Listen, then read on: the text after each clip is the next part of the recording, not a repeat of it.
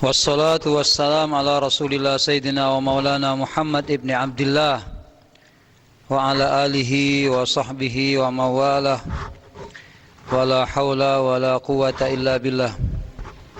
Amma ba'd. Alhamdulillah, sama-sama kita akan melanjutkan pengajian kitab Bidayatul Hidayah yang malam ini kita sampai kepada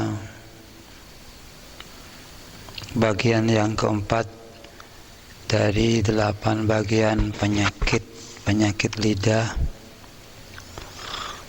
Maka kembali kita iftitah dengan umul kitab suratul Fatihah.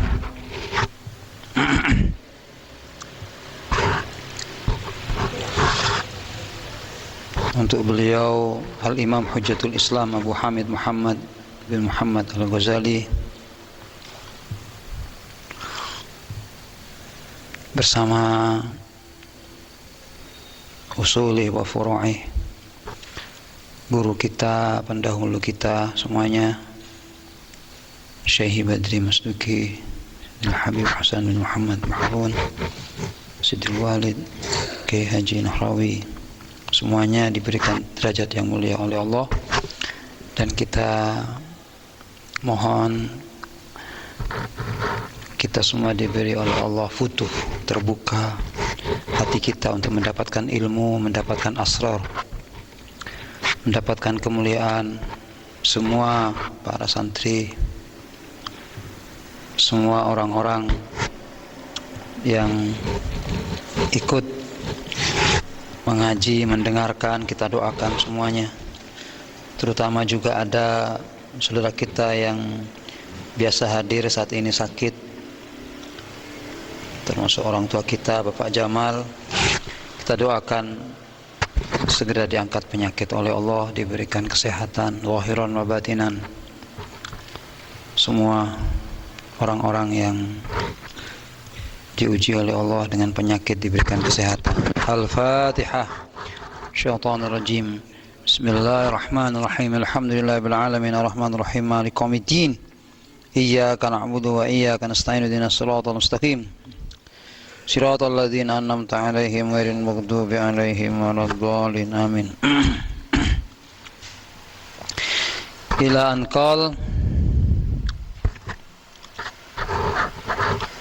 Ar-Rabi al-mira'u wal-jidal wa munaqasatun nas fil kalam fadhalika fihi idha'un lil mukhatab wa tajhilun lahu wa ta'nun fihi wa fihi thana'un ala nafs wa tazkiyatun laha bimazidil fitnah wal ilmi thumma huwa musawwisun lil 'ais fa innaka la tumari safihan illa wa yu'dika wa la tumari haliman illa wa yuqlika wa yahqidu alaika wa qad qala sallallahu alaihi wasallam man taraka al-mira wa huwa mubtilun banallahu lahu baitan fi rabadil jannah wa man taraka al-mira wa huwa muhiqqun banallahu lahu baitan fi 'alal jannah wala yanbaghi ay yakhda'aka syaitan wa yaqul laka adhil haqq wala tudahin fihi fa inna syaitan abadan yastajirul hamqa ila syarri fi ma'radil khair.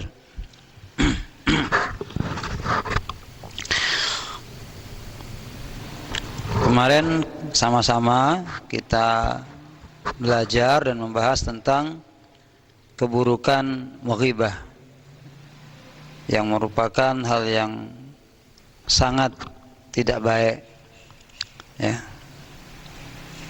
Semoga kita diselamatkan oleh Allah Subhanahu wa taala. Ar-Rabi, adapun yang keempat, al-mira, ialah berdebat, wal jidal, sama berbantah-bantahan, wa munaqasatun nas, dan saling Munaqashah ini saling menang-menangan gitu ya, atau saling menjatuhkan fil kalam dalam ucapan. Fadzalika, maka adapun hal tersebut, fihi, di dalam adanya debat, berbantah-bantahan gitu kan, saling menjatuhkan, idza, adapun menyakiti, lil mukhatabi, kepada lawan bicara, menyakiti kepada lawan, wa tajhilun, dan membuat bodoh. Tajhil itu membuat bodoh. Lahu, kepada orang tersebut, wa ta'nun, dan membuat terhina, cacat, fihi, kepada mukhatab. Jadi adanya mujadalah, adanya perdebatan dan saling menjatuhkan, ya, itu menyakiti kepada lawan bicara kita dan akan mengungkap kebodohan lawan bicara kita. Maka ini tidak baik. Wa fihi, dan pada hal tersebut, sana'un ala nafsih, adalah merupakan upaya untuk memuji atas dirinya sendiri. Wa tazkiyatun, dan menyucikan, laha, kepada diri sendiri, bimazidil fitnati, dengan tambahan kepandaiannya. Jadi ketika terjadi mujadalah, terjadi saling perdebatan, saling menjatuhkan, maka akan menampakkan dua pandangan yang sangat jauh berbeda. Jadi yang satu dianggap bodoh, dianggap hina, yang satu lagi dianggap terhormat, dianggap mulia, dan dianggap pintar. Karena seringkali tujuan orang bermujadalah, tujuan orang berdebat itu untuk saling menjatuhkan. Maka Islam melarang hal yang seperti itu. Kecuali kita memang ingin mencari satu kebenaran, ya, dari permasalahan yang masih syubhat, masih kabur gitu, atau masih salah gitu kan. Maka di sini membutuhkan tabayun, membutuhkan kepastian. Kita duduk bersama, gitu kan. Kita bicarakan dengan baik, tentunya dengan dalil-dalil atau adillah-adillah yang bisa dipertanggungjawabkan. Gitu. Dengan catatan tidak boleh bicara asal keinginan atau kehendaknya, gitu. Harus berdasarkan dalil. Ya. Kadang ada orang itu bicara bukan dengan dalil yang jelas gitu, tapi dengan akal mereka gitu. Nah itu bahaya. Bukan kapasitasnya, jadi bukan kemampuannya dia bicara di sana, kemudian dia bicara gitu. Jadi bukan orang ahli agama bicara agama gitu kan. Ini kan bahaya gitu. Bahaya. Jadi ketika ada seorang yang menjelaskan sesuatu dan dia bukan ahlinya, kita tunggu kehancurannya gitu. Bukan malah tambah baik, ya. Seperti seorang bengkel, ya, bengkel sepeda atau mobil menangani orang sakit gitu loh. Tireng sakit bika bengkel gitu. Sebaliknya, mobil rusak atau sepeda bika marsake gitu kan. Bukan tempatnya gitu. Kemudian dokter berbicara tentang cara untuk memperbaiki mobil gitu. Nah ini kehancuran yang akan terjadi gitu. Sama dengan orang-orang yang bukan kapasitas ulama, bukan kapasitas kiai, kemudian dia membicarakan tentang syariat gitu kan, tentang agama. Ini bahaya ini. Apalagi di zaman sekarang ini yang seakan-akan serba instan gitu loh. Ini berat ini. Berat. Nah, maka yang enak itu di zaman seperti sekarang ini kita punya panutan, punya orang yang kita yakini, kita pegang saja, kita ikuti, kita ikuti. Karena ada kesimpulan dari ulama itu, yang baik itu kalau kita ikut ulama-ulama yang terdahulu. Gitu. Al khair bittiba'i man salaf wasyarru bittiba'i man khalaf. Jadi al khairu yang baik itu ikut yang dulu-dulu. Tuh. Ada Imam Syafi'i, ada Imam Ghazali, ada Syekh Nawawi gitu. Yang memang sudah mu'tabar, sudah diakui. Gitu. Jangan ikut yang sekarang kadang tidak jelas, gitu loh. Kemudian berfatwa, ini bahaya ini. Ya Allah, bahaya, bahaya. La ilaha illallah. Nah, ini sekarang debat ini, ya, mujadalah, ini sangat digandrungi sekarang ini. Orang senang lihat juga, debat ini, debat. Kadang debat ustadz ini sama ustadz ini gitu kan, ustadz ini sama ustadz ini gitu. Allah. Dan juga dengan adanya semacam itu, seakan-akan yang sebelahnya itu ingin menunjukkan tazkiyah laha, penyucian terhadap dirinya. Ya, dengan dianggapnya dia tuh lebih cerdas dan lebih alim. Tuh.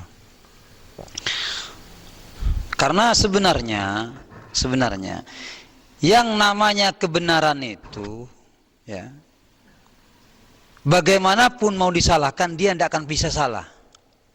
Senyamanah kebenaran itu, walaupun disalahkan bagaimana tidak akan pernah. Sebaliknya kesalahan itu dipoles bagaimanapun, diusahakan benar, tidak mungkin jadi benar. Namanya sudah salah, gitu loh.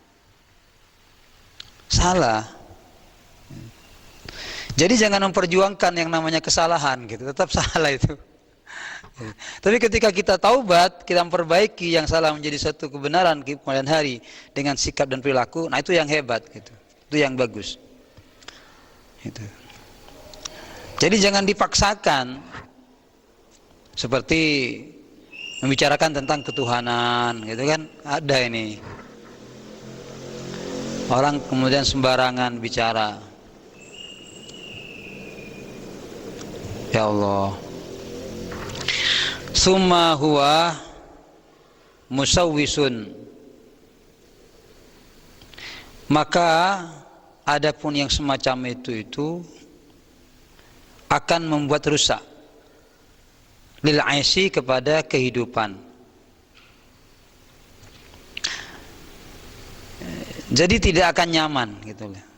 Rusak itu keberadaan itu. Fa innaka, maka sungguhnya engkau la tumari, jangan Anda itu berdebat, jangan Anda itu berbantah-bantahan, safihan kepada orang yang bodoh, kepada orang bodoh, illa kecuali wa yu'dzika, kecuali karena menyakiti siapa dia kah kepada engkau. Wala tumari, dan janganlah berdebat siapa Anda haliman kepada orang yang santun, orang yang beretika, illa wa yuklika, kecuali dia tidak suka kepada engkau.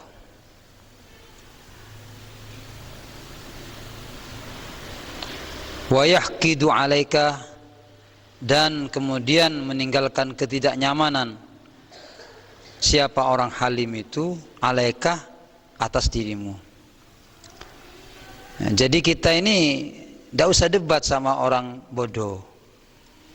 Jangan, rugi kita itu. Rugi. Juga sama orang-orang yang berakhlak baik. Sudah, jangan. Jadi kalau ada orang baik, perilakunya bagus, kita balas dengan kebaikan. Kita balas dengan kebaikan. Kita santun sama mereka. Gitu. Kecuali ada hal yang memang tidak jelas. Gitu.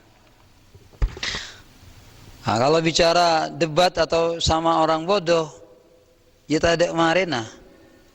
Gitu. Karena dawuh Imam Syafi'i itu, saya itu debat jarang kalah, kata beliau. Bahkan tidak pernah kalah.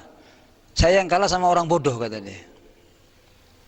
Eventai pakuna venta, nyar-nyar, tidak pakai dalil. Ini kalau orang, dan dia tidak merasa kalau dirinya itu bodoh. Ini yang bahaya.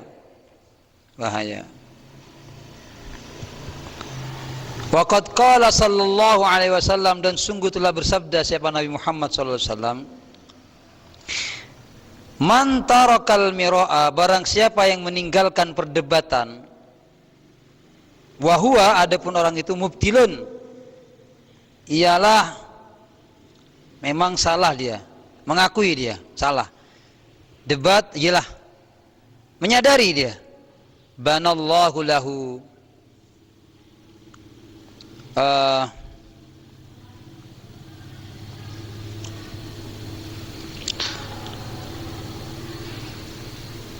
Allah membangunkan untuknya, lahu, baitan, kepada satu rumah, fi rabadil jannah, di pinggirannya surga. Jadi kalau kita debat, kita kalah, salah kita. Oh ya sudah, tinalah. Mula, ngalah kok, ngalah. Kalah saya sudah. Punya Anda benar. Nah, ini dapat pahala kita. Dibuatkan rumah di pinggir. Wa man tarakal mira, dan barang siapa meninggalkan debat, wa huwa muhiqqun atau mahiqqun, padahal dia dalam keadaan benar. Tadi salah memang. Ini benar ini. Saya benar ini, tapi tetap dia meninggalkan debat. Maka apa yang Allah berikan? Banallahu lahu, Allah bangun untuk orang tersebut baitan, kepada rumah, fi a'lal jannah, di atas surga. Artinya di tempat yang mulia. Jadi muncul salah, kita ambu, ya lah, ngakoh lah. Kita dibangunkan rumah di surga, di pinggir. Kalau benar, kita mengalah, maka tempatnya lebih mulia. Karena ini yang benar ngalah, itu sulit itu. Benar, ya cereng kok bener pun mak ngalah, kan gitu kan. Allah, saya ngalah romon salah, kan kadang begitu. Ternyata tidak gitu. Karena kalau orang itu sudah tertutup ya hatinya, sudah jumud dia itu, geli, itu sulit untuk kita berikan penjelasan.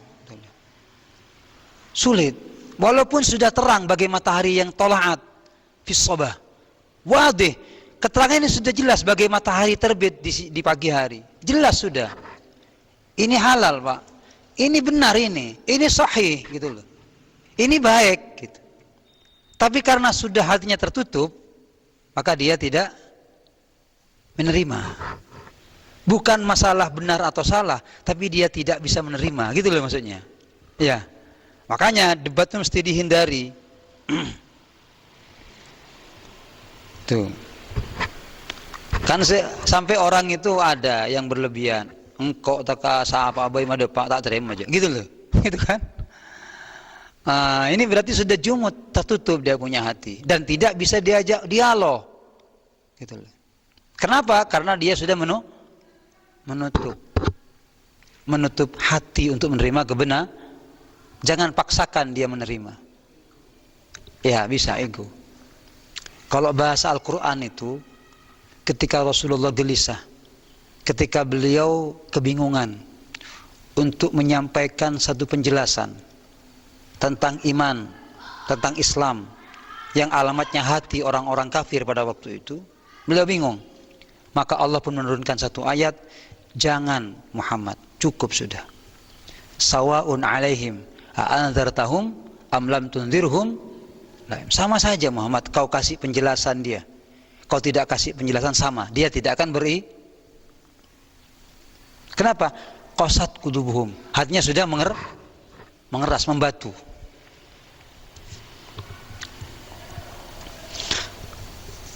Jadi ada orang-orang yang seperti itu. Caranya ya tak usah debat lah, hina. Biarkan ketika Allah menghendaki nanti dia akan menyaksikan yang namanya kebenaran. Karena kebenaran itu ya pada saatnya ketika orang itu mau menyadari, dia akan diberi oleh Allah Subhanahu wa taala. Walaupun ada kata Imam Ali itu, beliau mengatakan kebenaran itu kalau tidak dikoordinir dengan baik akan kalah kepada kebatilan. Al-haqqu bila nizam yaghlibuhul batil bin nizam. Kebenaran itu akan kalah apabila tidak dikoordinir dengan baik, tidak dijaga, tidak dikawal. Akan kalah kepada kebatilan yang dikawal, dijaga. Itulah.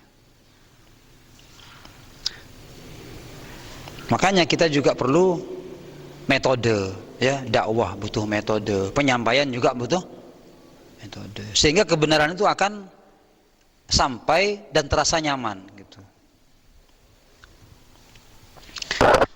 Wala yang bagi, maka tidak pantas ayyakhda'aka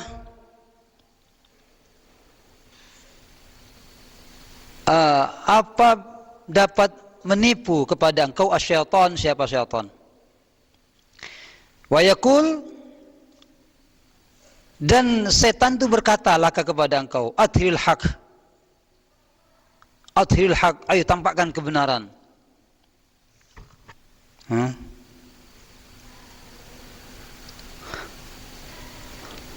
Jadi kalau kita itu istilahnya berdebat, setan itu akan berbisik di hati kita, di telinga kita. Oh iya, Pak Fundur. Artinya tampakkan kebenaran, kamu itu benar, bener. Wala tudahin. Nah, apa kata beliau? Jangan ikuti. Jangan diikut. Wala tudahin. Fihi, dalam bisikan itu. Kenapa? Fa inna syaitana, karena sungguhnya syaitan abadan, selama-lamanya, yastajirul hamqa, akan menarik siapa syaitan, al-hamqa, kepada kebodohan, ya, ila syarri, kepada kejelekan, fi ma'ridil khair, ketika kita mencari kebenaran. Fala takun, dan janganlah ada siapa anda, duhkatan, menjadi bahan tertawaan, li syaitan, bagi syaitan. Wa yaskhura bika, wa yaskhura, dan menghinakan siapa syaitan, bika, kepada engkau. Nah, jadi kalau kita itu memaksakan sampai terjadi perdebatan sehingga muncul permusuhan, gitu kan, muncul perselisihan, setan tertawa, dia akan terbahak, elak kita, wah Abu Zaki, atau karan, gitu kan, atau karan itu. Begitu. Dan kita dihinakan oleh setan itu loh, Abu Zaki, gitu. Itu. Jadi Al-Ghazali ini mengajarkan kepada kita bagaimana bijak menyelesaikan permasalahan dengan tidak mencari jalan keluar dengan cara yang salah gitu. Ya Allah, ini apa namanya ya, pernah terjadi ya. Ini sama tokoh hebatnya gitu, dua ulama nuhat ya, ahli nahu yang sama-sama hebat. Orang yang ahli nahu itu sulit menyatakan kalah. Ilmu grammar Arab itu. Jadi kalau kalah itu kepikiran yang luar biasa. Jarang ulama nahu itu mau kalah, jarang. Karena memang mereka rajin-rajin dan hebat-hebat gitu. Hebat-hebat. Ada dua ulama ahli nahu sama-sama hebatnya. Sama-sama menjadi rujukan orang-orang yang setelahnya gitu. Nah, yang mereka berbeda pandangan tentang masalah kalimat itu. Yang sampai di usia tuanya itu mereka itu sama-sama tidak nyaman gitu loh.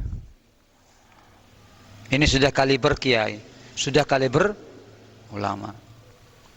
Dan itu kalau dalam istilah apa namanya, pemahaman nahu ya,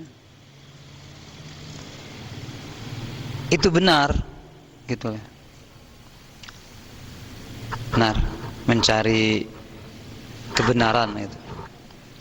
Walaupun sebenarnya ya, seandainya tidak dipaksakan itu tidak ada masalah. Contohnya begini. Dalam ilmu nahwu itu ada isim ma'rifat ya, ada nakirah. Ada ulama yang mengatakan yang paling ma'rifat itu isim domir ya. Kata ganti itu istilahnya ya. Ana, anta, huwa itu adalah isim domir, mengandung makna dia, engkau, saya gitu. Itu kata ganti. Ada ulama yang mengatakan ini kata ganti, ini kata yang paling kalimat yang paling ma'rifat. Ada yang mengatakan bukan itu. Yang paling ma'rifat itu isim alam, nama orang gitu. Nama orang. Contohnya Zaid umpamanya. Zaid ini paling ma'rifat. Kata ulama satunya, oh bukan, ana, saya paling ma'rifat. Atau anta. Suatu ketika si Zaid ini datang ke rumahnya. Qara'al bab, dia ketok pintu. Yang di dalam ulama nahwu ini mengatakan, man fil bab, siapa di luar pintu? Siapa di pintu ini? Ana, kata dia. Ana. Man ana gitu. Ana siapa bun gitu kan? Ana, engkau ana gitu. Iya ban siapa gitu. Kan kata-kata mau cek siapa gitu loh. Makna anaan gitu. Nah ini dalam etika tidak dibenarkan sama Rasulullah. Rasulullah itu pernah kedatangan seorang tamu, kemudian ditanya siapa? Ana ya Rasulullah. Ana tidak suka Rasulullah itu. Nah, ini ingin menunjukkan bagaimana ulama nahwu itu, ulama nuhat itu bahwasanya yang namanya ma'rifat, yang namanya isim alam itu lebih ma'rifat daripada isim dhamir. Jadi ketika dia bilang ana, tidak paham, siapa? Ana, tidak paham. Kemudian masuk, ana siapa? Abele. Baru dia bilang Zaidun. Oh Zaid gitu. Oh Zaid. Oh. Tahu kok lawan Zaid. Berarti lebih ma'rifat Zaid daripada, maksudnya begitu itu dalam grammar Arab. Itu. Ya.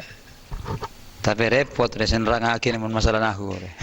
Kecuali kamu ikut belajar Al-Miftah itu. Ada nenge masalah itu. Ya. Ya jadi ulama itu ada yang seperti itu. Sekali lagi, jadi jangan dengarkan bisikan syaitan yang kalian diminta untuk menampakkan kebenaran. Sudah, tidak perlu. Itu loh. Kalau sekiranya mendatangkan perselisihan. Kenapa? Di sini diketerangkan fa'idharul haqqi, maka adapun menampakkan kebenaran itu hasanun ialah bagus, ma'aman bersama orang yakbaluhu yang dia mau menerima kebenar minka dari engkau. Wa dzalika adapun itu bi tariqin nasihah, ya, dengan jalan yang menasehati, dengan jalan nasihat, fil khafiyah, dengan cara yang samar, la bi tariqil mumarat, tidak dengan jalan yang berdebat. Jadi kalau kebenaran itu bisa diterima, Anda sampaikan. Tapi kalau sekiranya kebenaran tidak bisa diterima, tidak usah. Kenapa? Ini tahsilul hasil kalau kata ulama. Tidak ada hasil. Seperti air yang jatuh ke daun keladi.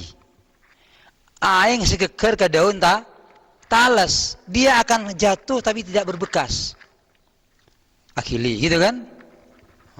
Bapak kun kering daun talas. Pola tak ojen, benih tak ojen, Pak. Benih tak ojen. Daunnya tidak menerima, ya, walaupun dia kejatuhan air. Bukan tidak sampai, Pak. Bukan tidak tahu itu tentang hak. Bukan tidak melihat dia bagaimana kebenaran Al-Quran, kebenaran hadis, tapi hatinya tertutup, gitu loh. Sebagaimana Imam Busiri mengatakan, seperti orang yang di waktu siang dia menyatakan tidak ada matahari, gitu loh. Aku tidak melihat matahari, padahal dia itu tak wadeng, gitu loh. Mataharinya sudah terbit, gitu. Itu. Allah.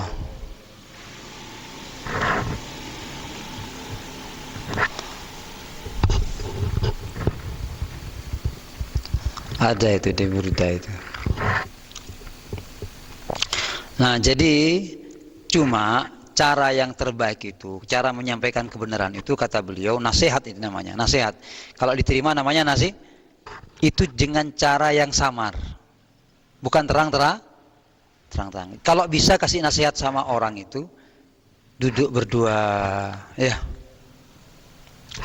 atau ketika nyaman, gitu. Di rumah, nah gitu, santai, gitu, yang nyaman, gitu.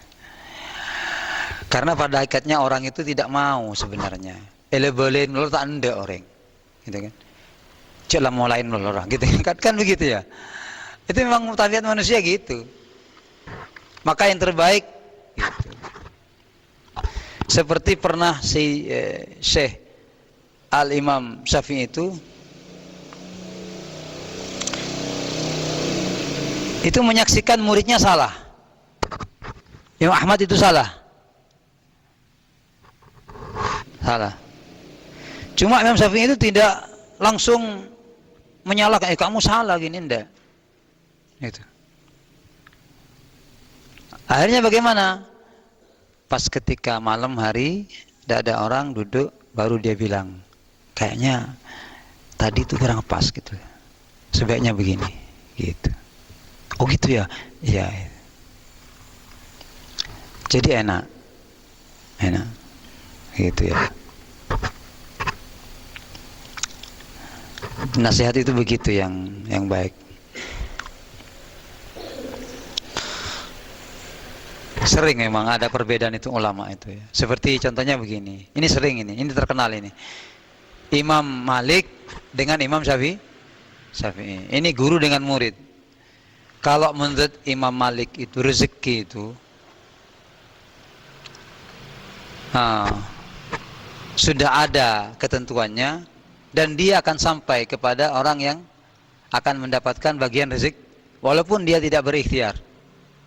Itu. Walaupun dia tidak bergerak. Karena rezeki itu kepada orang yang sudah ditentukan oleh Allah, dia akan mencari itu. Di mana ini? Saya ini akan sampai gitu. Sebagaimana kematian mencari orang yang mau mati gitu. Walaupun tak nyari mati, mon lambuk tanah mati mah. Rezeki juga begitu. Kata Imam Syafi'i, udah bisa nyaman rezeki kau tuh datangi. Kita ada upaya ikhtiar. Sehingga ada kalimat utlubur rizqa, cari rezeki gitu loh. Atau ambil bagian rezeki gitu. Tapi ternyata Allah kasih semuanya. Imam Syafi'i dikasih, gurunya juga dikasih gitu. Kan ada kisah itu ya. Nah, iya gitu. Tapi mereka itu pada penterah. Tidak usah debat ya. Tidak usah. Cuma kemudian Allah tampakkan.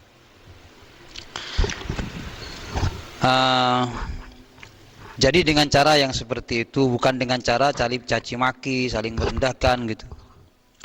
Walin nasihati sifatun wa hayatun, dan pada nasihat tersebut ada sifat ya yang mulia, wa hayatun, dan juga ada semacam hay'ah.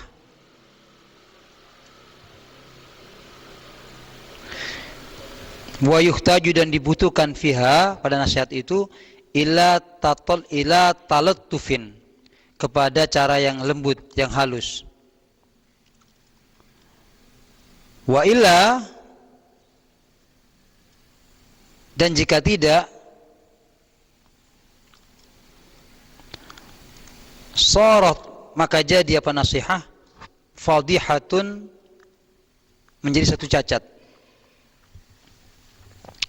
Jadi kalau tidak dengan cara seperti itu, dia akan menimbulkan cacat. Wakana, dan adalah fasaduha, apa kerusakannya nasihat itu, aksar min solaiha, lebih banyak daripada kebaikannya. Kalau kita salah menyampaikan nasihat, kalau kita salah menggunakan cara untuk memberikan satu penjelasan, ya tidak dengan cara yang halus, dengan cara yang baik, maka kerusakan lebih besar daripada manfaat, dan ini lebih bahaya. Mendingan jangan gitu loh. Mendingan jangan.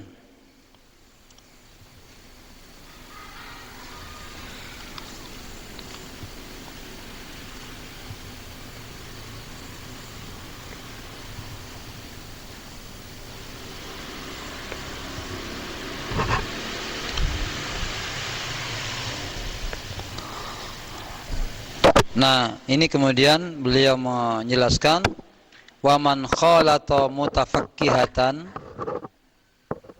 waman khalata, dan adapun orang khalata yang sekarang mencampur, menyatu, mutafakkihatal asr, kepada orang-orang ahli fikih di zaman sekarang ini, ghalabah, maka mengalahkan, melewati ala tab'ihi, atas tabiatnya mereka, ghalabah, mengalahkan ala tabiat, atas tabiat mereka, al-mira', apa perdebatan,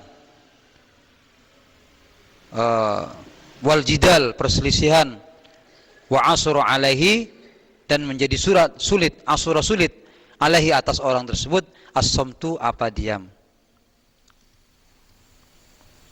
Nah, jadi untuk zaman akhir, kata-kata beliau, zaman sekarang ini orang-orang ahli fikih itu sudah lebih senang tampil, lebih senang dianggap sebagai orang yang viral, terkenal gitu loh maksudnya.